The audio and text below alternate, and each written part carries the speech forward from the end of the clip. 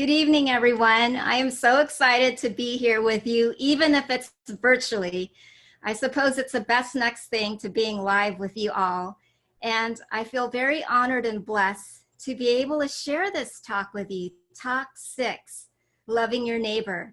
And you know, a couple nights ago, we heard the wonderful talk from Brother George. And he taught us the greatest commandment, how we could love God. Loving God is the greatest commandment. And a great way to remind us of how to love God is through those motions he showed us, right? Love God with all your heart, with all your mind and soul, and with all your strength. So thank you, Brother George, for reminding us the greatest commandment and how we should love God. And so what I'd like to share with you tonight is loving your neighbor. And what a fantastic time to be talking about it, because it's the feast day of the Transfiguration, when Jesus was transfigured on Mount Tabor, where his face shone like the sun and his clothes were so bright and dazzling that it was foreshadowing him and his glorification and his resurrection, his glorified body. And you know, in our spiritual journey, we have this opportunity also to be transfigured and transformed. And going through this Christian life program, this spiritual journey, our hope is that we can also transform ourselves by loving God and loving our neighbor more. So loving God and loving neighbor form the inseparable core of Christian life. They go hand in hand. And we cannot love God without loving our neighbors. So if we love God, we can love our neighbor. And if we love our neighbor, we obviously need to love God. So they're hand in hand. And you know, a person who I've admired since I was very young is Saint Teresa of Calcutta. And you know, a quick story about this is I met Rod, my husband, when we were 16 years old at a youth group at church. And we were asked, who do you admire the most? And I was quick to say Mother Teresa. She's the first one who came to mind.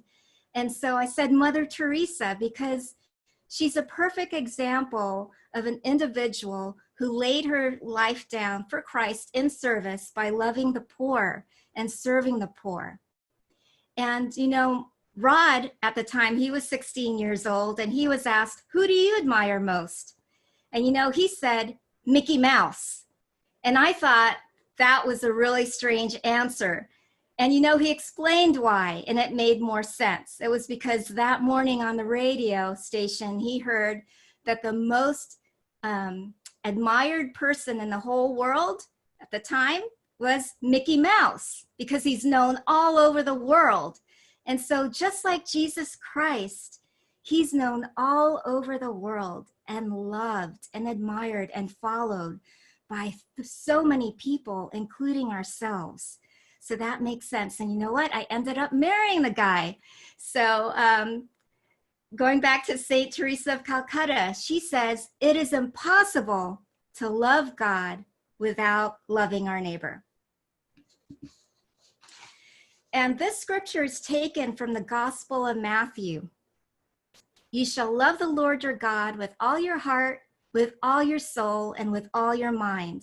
This is the greatest and the first commandment. The second is like it. You shall love your neighbor as yourself. The whole law and the prophets depend on these two commandments.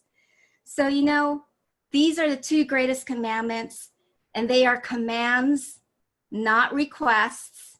God did not say, please love me and then love your neighbor. He commanded it. He was direct in how he said it. You shall love your neighbor as yourself. And you know, I went through a leadership course through Brene Brown. She's an author and public speaker. And one of the things I picked up from her is what she taught.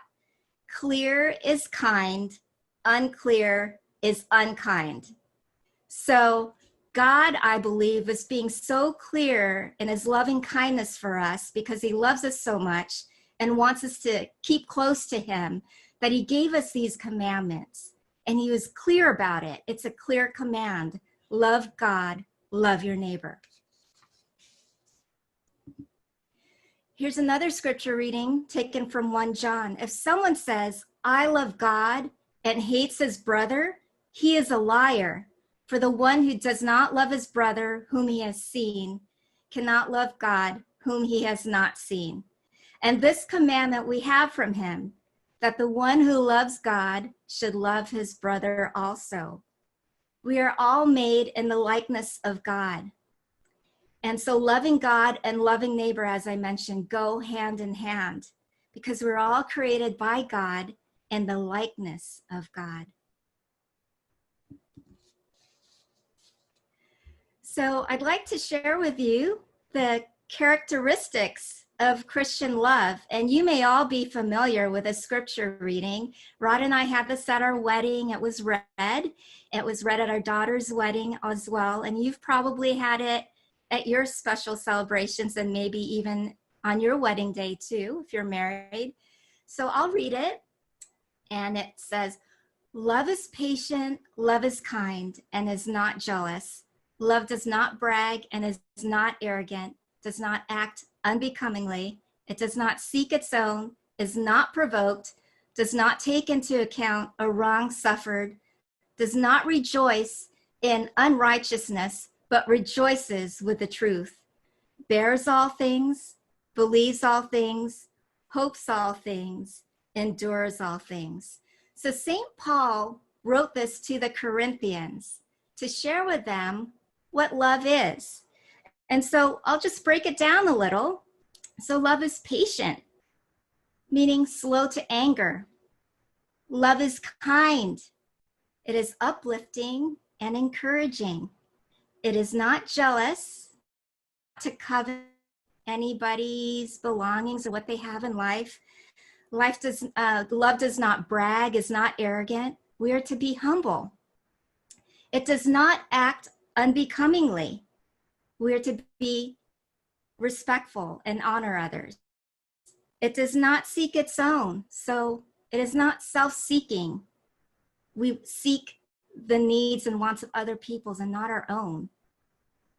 It is not provoked, so not easily angered, so slow to frown and quick to smile.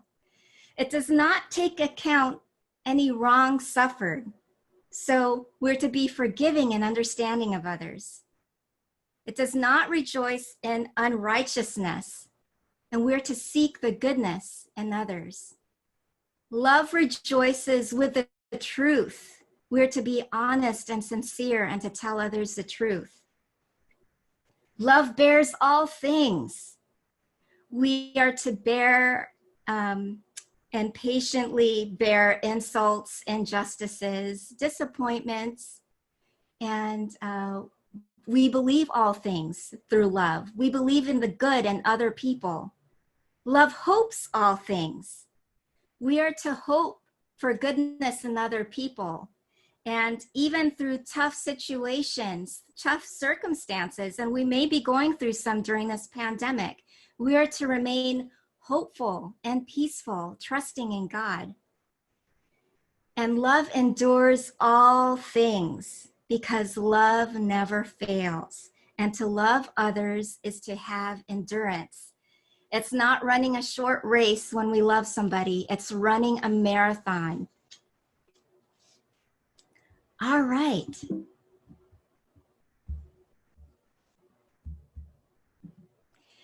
So, taking those characteristics of Christian love, we need to apply it to ourselves so that it could be part of ourselves, our own core beliefs, and we could state these affirmations. And you could take a photo shot of this and have it on your phone so that you could often refer to it.